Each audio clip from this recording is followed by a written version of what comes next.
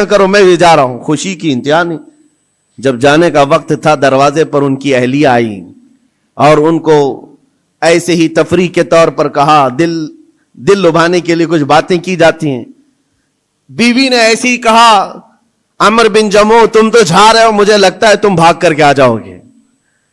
میدان جہاد میں جا رہے ہو, جنگ کے میدان میں جا رہے ہو اور سخت ہوتا ہے میدان, بھاگ کے آ جاؤ گے. بیوی کا یہ صرف تانا سنا تو گرج کر کے کہنے لگے, سنو خبردار, اور اللہ کی بارگاہ میں ہاتھ اٹھایا, اللہم ارزقنی شہادتا فی سبیلک ولا تردنی الی اہلی خائبا. یا اللہ, اے اللہ تو اپنے راستے میں مجھے شہادت دے دے اور کبھی بھی زندگی میں مجھے میرے گھر واپس مت لوٹا, گھر واپس مت لوٹا. ہم تو گھر سے نکلتے ہوئے گھر واپس آنے کی سلامتی کی دعائیں کر کے نکلتے ہیں, اللہ صحیح سلامت لوٹا ہے, اور وہ جذبہ الگ ہے. نبی پاک صلی اللہ علیہ وسلم کے ساتھ جاتے ہوئے کہہ رہے واپس نہ لوٹا. گئے جنگ میں شریک ہو گئے اور وہ جنگ بڑی سخت تھی. احد کی جنگ تو آپ کو میں نے کئی مرتبہ ذکر کیا ہے, بہت سخت امتحان تھا صحابہ کا, جہاں 70 صحابہ شہید ہوئے ہیں, اس میں حضرت عمر بن جموح بھی شہید ہو گئے. یہ بوڑھے صحابی شہید ہو گئے. نبی پاک صلی اللہ تعالی علیہ وسلم نے پھر اس کے بعد شام کو جب لاشیں اٹھانے کی باری آئی, ان کی اہلیہ گھر سے آئیں اور میدان جنگ سے لاشیں جب اٹھائی جا رہی تھی, عمر بن جموح کی لاش کو اٹھایا, گھوڑے پر رکھا, سواری پر اپنے گھر کی طرف لوٹیں. سواری نہ ادھر جاتی نہ ادھر جاتی, کہیں نہیں, بار بار گھوڑے کو چابک لگا کر دوڑایا جاتا ہے لیکن گھوڑا جاتا ہی نہیں ہے. وہ تنگ آ گئی, مجبور ہو گئی, کہا کیا ہے, لاش اتنی بھاری ہو گئی, وزن ہو گئی, کیا ہے یہ؟ نبی پاک صلی اللہ علیہ وسلم کی بارگاہ میں آ کر کے ان کی اہلیہ نے کہا, آقا سب اپنی لاشیں لے جا رہے ہیں, میں بھی ان کی لاش اپنے گھر لے جا کر ان کو تھوڑی دیر کے لیے رکھنا چاہتی ہوں, لیکن سواری ہے کہ آتی نہیں آگے. میرے آقا نے فرمایا, گھر سے نکلتے وقت انہوں نے کیا کہا تھا؟ ان کی اہلیہ نے کہا تھا, انہوں نے کہا تھا اللہ کی بارگاہ میں کہ مولا مجھے گھر واپس سلامت نہ لوٹانا. حضور فرماتے ہیں اس کی دعا قبول ہو چکی ہے, نہ وہ زندگی میں واپس لوٹا نہ تم اس کی لاش لے جا سکتی ہو. اسی میدان میں حضرت عمر بن جموح کو دفن کر دیا گیا. یہ ان شہیدوں کی بات کر رہا ہوں جن کے موت کے بعد بھی ان کا تصرف جاری رہتا ہے, ان کا تصرف. حضرت خبیب ابن عدی رضی اللہ تعالیٰ عنہ مشرکین کی قید میں آ گئے تھے. یہ کفار مکہ نے ان کو قید کر لیا تھا اور لوہے کے پنجرے میں ڈال کر کے رکھا تھا. کئی دنوں تک بھوکا پیاسا رکھا, پنجرے میں رکھا, اور اس کے بعد کئی مرتبہ ان پر کوششیں کی گئیں کہ تم دین اسلام چھوڑ دو, تم نبی پاک کے خلاف بولو. لیکن وہ جوان مرد خبیب ابن عدی ایسے تھے, اپنے ایمان پر جمے ہوئے, استقامت کا جذبہ ایسا, ہر مصیبت کو گلے لگا لیا. یہاں تک کہ کفار و مشرکین نے ان کو پنجرے سے باہر نکالا, ان کے ناخنوں کو پکڑ سے کھینچا اور وہ کراہتے رہے, درد اپنی جگہ پر, اور اس کے بعد ان کے جسم کو جگہ جگہ تیروں سے چھلنی کیا, اور مقام تنعیم پر جو مکہ میں آج جامع مسجد عائشہ ہے وہاں قریب میں, آپ کو ایک سولی پر چڑھا دیا گیا. حضرت خبیب ابن عدی کو ایک کھمبے پر باندھ کر کے سولی دے دی گئی اور لاش کو لٹکا کر رکھا, اور ایسی لاش لٹکتی رہی. یہی خبیب ابن عدی ہے جن کو سولی پر چڑھنے سے پہلے کافروں نے پوچھا تھا کیا یہ اچھا ہوتا خبیب تمہاری جگہ محمد ہوتے اور تم آرام کر رہے ہوتے. تب انہوں نے گرج کر کہا تھا, ظالمو خبردار, تم میری جگہ مصطفیٰ کی بات کرتے ہو, میرے جسم کے اور 1000 ٹکڑے ہو جائے مجھے گوارا ہے, میرے نبی کے قدموں میں تلوے میں کانٹا بھی چبھے یہ مجھے برداشت نہیں. ان کا جذبہ تھا استقامت. جب سولی پر چڑھا دیا گیا تو ایک بات میں عرض کر رہا ہوں, شہیدوں کی زندگی کیا ہوتی ہے, مار دیے گئے, قتل کر دیے گئے, لیکن ان ظالموں نے سولی سے نیچے نہیں اتارا. پورے مکہ والوں کو تماشا دکھانے کے لیے رکھا, 1 دن 2 دن 4 دن 6 دن 8 دن 10 دن, لاش ویسی کی ویسی لٹکتی رہی حضرت خبیب ابن عدی کی, یہاں تک کہ مہینہ گزر گیا, لاش کو انہوں نے نہیں نکالا. حضور پاک صلی اللہ علیہ وسلم کو جب یہ خبر پہنچی کہ حضرت خبیب ابن عدی کو پنجرے میں قید کر کے ان ظالموں نے قتل کر دیا, سولی پر چڑھا دیا ہے, اور لاش کو ایسی ہی بے حرمتی کے ساتھ لٹکائے ہوئے ہیں کہ دو لوگ تماشا دیکھتے رہے. 40واں دن گزرنے کو آ گیا تھا. حضور پاک صلی اللہ علیہ وسلم نے اپنے صحابہ سے فرمایا, ہے کوئی میرے صحابہ میں سے جو خبیب ابن عدی کی لاش کو اتار کر کے مدینے لے آئے, ان کی لاش کو اتار کر کے عزت و احترام کا معاملہ کرے, جبکہ 40 گھڑ سوار دن رات پہرے داری کر رہے تھے اس لاش کے پاس. کفار مکہ, مشرکین مکہ کے 40 لوگ اس لاش کے ارد گرد پہرا دے رہے تھے. حضرت خبیب ابن عدی کی لاش کو اتارنے نہیں دیا جاتا تھا, کوئی قریب آ ہی نہیں سکتا تھا. جب صحابہ کرام کو حضور نے یہ بات کہی, کیا جگر تھا. 2 صحابہ کھڑے ہوئے, حضرت زبیر بن عوام, حضرت مقداد بن اسود رضی اللہ تعالی عنہما, کہتے ہیں آقا آپ اجازت دیں ہم دونوں جا رہے ہیں. 40 لوگ پہرے داری میں ہیں اور 2 جانے کو تیار ہیں. جہاں ایمان ہوتا ہے وہاں تعداد دیکھی ہی نہیں جاتی. ہمیشہ سے یہ رہا ہے, ستیزہ کار رہا ہے ازل سے تا امروز, شرار ابو لہبی سے چراغ مصطفی. آج بھی یہی حالات ہیں. ایک طرف سپر پاور طاقتیں پیٹروٹ میزائل لے کر کھڑی ہیں اور سامنے نہتے بچے کنکروں سے مقابلہ کر رہے ہیں. میرے عزیزوں, چھوٹے چھوٹی لکڑیوں سے مقابلہ کر رہے ہیں. بظاہر دنیا کو آج دیکھنا چاہیے. کربلا کی داستان سناتے ہیں, ہو سکتا ہے کسی کو یقین نہ آئے, ایک طرف 22,000 تھے, ایک طرف 72 تھے. لوگ ہو سکتا ہے کہانی سمجھتے ہوں. آج کی اس دنیا میں آنکھیں کھول کر دیکھ لو, ہائی ٹیکنالوجی ایک طرف ہے اور نہتے چھوٹے سے بچے ایک طرف ہیں, لیکن ان کا جذبہ تو دیکھو. ظالموں کے ہاتھ میں ہاتھ دینے کو آج بھی تیار نہیں, بلکہ آج بھی ڈٹے ہوئے ہیں, جمے ہوئے ہیں, اور ان کا جذبہ صرف اتنا ہے بیت المقدس کو آزاد کرا کر کے دم لیں گے. اور میرے آقا کا فرمان ہے ان کے ساتھ, وہ آج یا کل ختم ہونے والے نہیں. میرے آقا نے فرمایا یہ جماعت قیامت تک حق کے لیے لڑتی رہے گی, قیامت تک لڑتی رہے گی. 2 صحابہ کھڑے ہوئے, حضور کی اجازت لے کر کہا ہم جاتے ہیں حضرت خبیب ابن عدی کو لانے کے لیے, اور 2 گھوڑے دوڑاتے ہوئے پہنچے مکہ. جب مکہ پہنچے جہاں سولی چڑھائی گئی تھی, 40 لوگ پہرے داری میں ہیں, ان کے بیچ میں سے جانا اور لانا عام بات نہیں تھی. لیکن جس وقت یہ پہنچے, ایک بات یاد رکھو, قرآن میں رب تعالیٰ فرماتا ہے وَمَكَرُوا وَمَكَرَ اللَّهُ وَاللَّهُ خَيْرُ الْمَاكِرِينَ. کافر منصوبہ بناتے ہیں, کافر منصوبہ بناتے ہیں, اور اللہ خفیہ تدبیر کرتا ہے, اور اللہ کی خفیہ تدبیر غالب آتی ہے. جب مولا چاہے تو سارے پلاننگ فیل ہوتی ہیں, سارے ڈیفنس سسٹم ٹوٹ جاتے ہیں, چرمرا جاتے ہیں, ختم ہو جاتے ہیں. کبھی آپ طاقتوں کے غرور اور نشے کو دیکھ کر کے مرعوب مت ہونا. اے مومنو, ہمیشہ ایک بات یاد رکھو, جب دنیا اپنے اوج پر پہنچے اس کے باوجود بھی اللہ ہمارے ساتھ ہے, اللہ کی طاقت بھی ہے.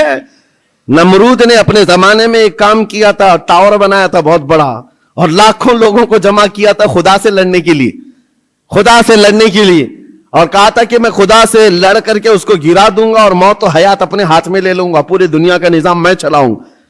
اور اس وقت یہ اسرائیلی روایات میں آج بھی موجود ہے چیز.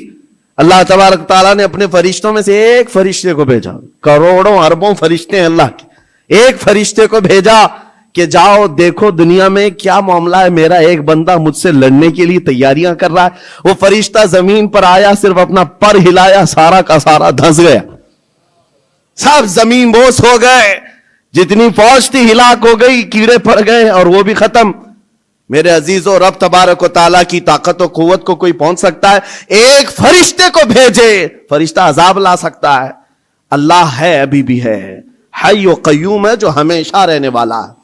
میں جو بات عرض کر رہا تھا, 2 صحابہ آئے, 40 لوگوں کے بیچ سے لاش نکالنی ہے, کیسے نکالیں گے؟ لیکن جانتے ہو اللہ تعالیٰ جب انتظامات فرماتا ہے تو راستے بھی کھولتا ہے. جس وقت یہ پہنچے وہ 40 کے 40 مست نیند میں سو رہے ہیں, سارے پہرے دار نیند میں ہیں. حضرت زبیر بن عوام, حضرت مقداد بن اسود دونوں گئے, جلدی سے یہ سولی پر چڑھے اور ان کی لاش کو نکالا. حضرت زبیر کہتے ہیں 42واں دن تھا, 40 یا 42 دن ہو چکے تھے جس وقت ہم نے ان کو رسی سے کھولا. جگہ جگہ سے خون ٹپک رہا ہے اور خون سے کستوری کی خوشبو آ رہی. یہ شہید کی زندگی ہے. 42 دن ہو چکے, اور جسم سے جگہ جگہ خون آ رہا ہے اور اس سے کستوری کی خوشبو آ رہی. دونوں صحابہ کہتے ہیں ہم نے ان کی لاش کو اتارا, بالکل تر و تازہ لاش ہے, جسم صحیح سلامت ہے.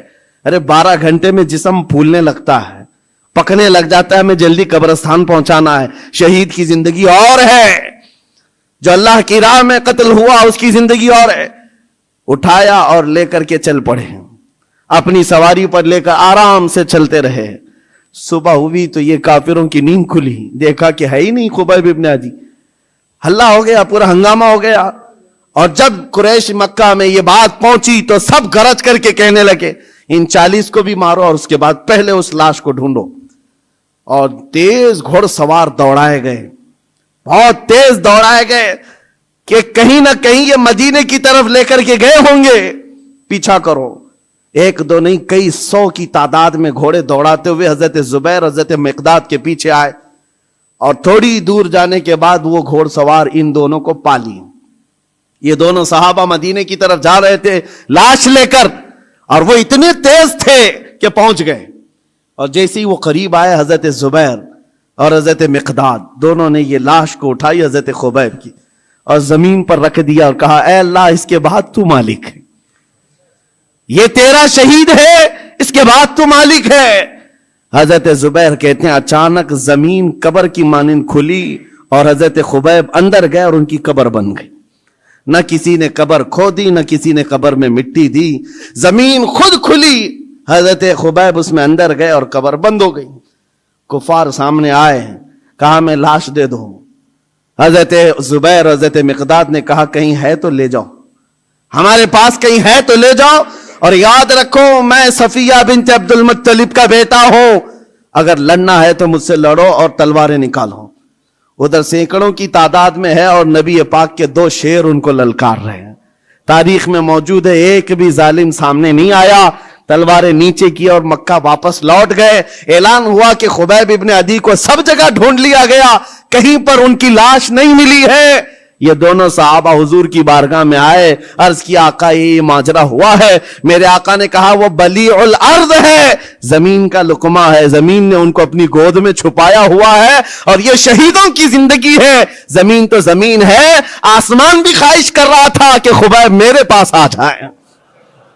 زمین چاہتی ہے میرے پاس آ جائے, آسمان چاہتا ہے کہ میرے پاس آ جائے. شہیدوں کی زندگی عام نہیں ہے میرے عزیز, و حدیث پاک میں ہے قیامت کے دن صرف شہیدوں کی جماعت ایسی ہوگی جس حال میں وہ آئیں گے ان کے جسم سے خون کا فوارہ جاری ہوگا.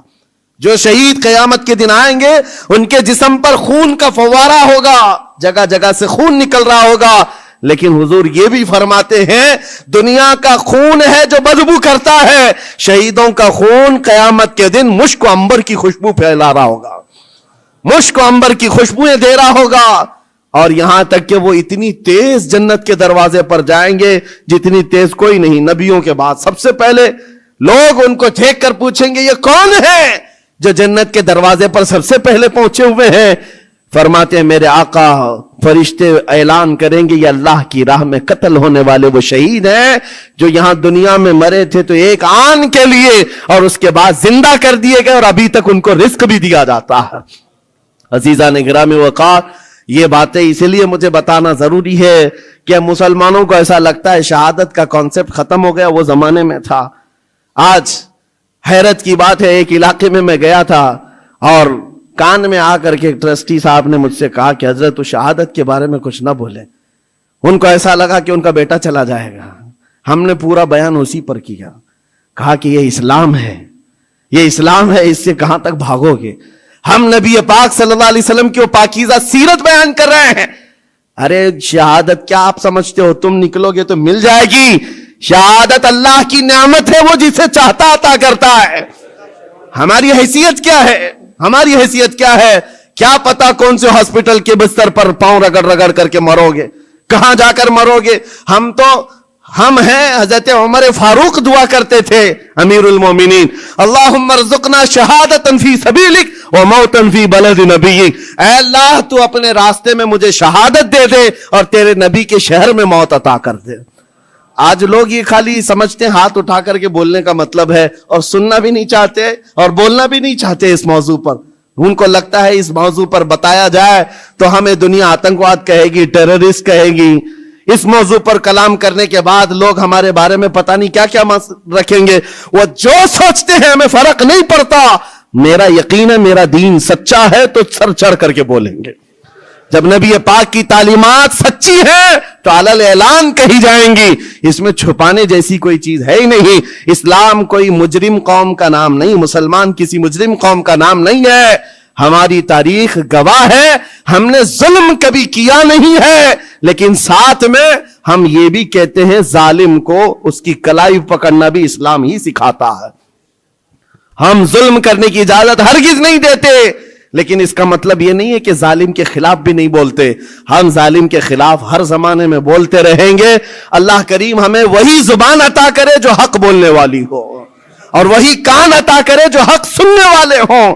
اور اخیر میں یہی دعا کروں گا، آج غزہ کے فلسطین کے ان بچوں کے لیے میرے عزیزوں دل کشادہ رکھو کہ وہ اللہ کی بارگاہ میں شہید ہیں، اور ان کو تکلیف اتنی بھی نہیں ہوتی جتنا چونٹی کاٹنے کے برابر تکلیف ہوئی ہے. وہ اللہ کی نعمتوں میں مزے سے ہیں، اور رب تبارک و تعالیٰ کے انعامات و اکرامات میں ہیں. کیوں؟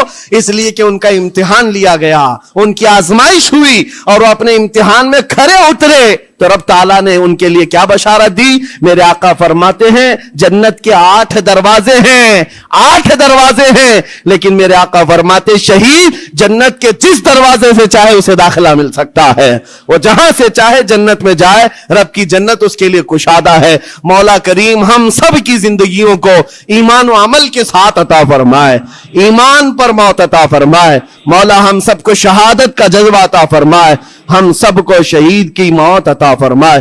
مولا قدیر و جبار احسن الخالقین ان مظلوموں پر جو آج ظلم ہو رہا ہے تو غیب سے ان کی مدد نازل فرما.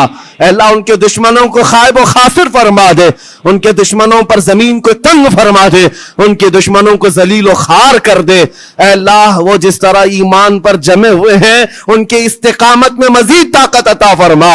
اے رب ذوالجلال ہم نے زندگیوں میں خوشیاں بہت دیکھی ہیں، ہماری خوشیاں ان بچوں میں تقسیم فرما دے، ان غریب مظلوموں میں ہماری خوشیاں بانٹ دے.